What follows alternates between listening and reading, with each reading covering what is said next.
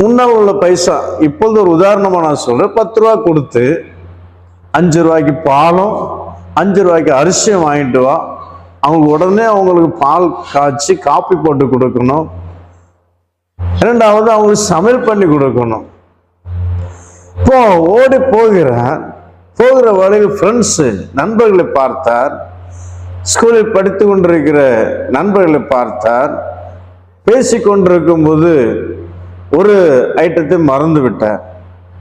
அவர் அரிசியை மாத்திரம் வாங்கி கொண்டு வருகிறார், பால் மறந்து விட்டார்.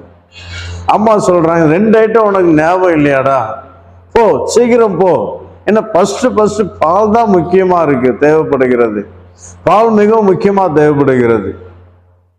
எனக்கு அருமையான தேவனுடைய பிள்ளை,